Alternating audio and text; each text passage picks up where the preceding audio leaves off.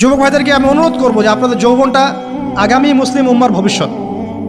এই যে বলে না যে জাতির কাণ্ডারি হবে অমুক তমুক, কেউ জাতির কাণ্ডারি হতে পারবে না। জাতির কাণ্ডারি যদি হতে চায় তাহলে মুসলিম যুবকরাই হতে পারবে ইনশাআল্লাহ। যারা সারাদিন মাদকদ্রব্য সেবন করে এরা জাতিকে কিচ্ছু দিতে পারবে না। যারা সারাদিন হকি স্টিক নিয়ে ঘুরছে আর নির্মমভাবে মানুষকে মারছে এরা জীবনেও জাতিকে কিচ্ছু দিতে পারবে না। ফাসাদ সৃষ্টি করা ছাড়া কিচ্ছু করতে পারবে না। দেশকে, জাতিকে এবং উম্মাকে যদি এগিয়ে নিতে হয় শুধু মুসলিম যুবকরাই পারবে ইনশাআল্লাহ। এবং কারা পারবে?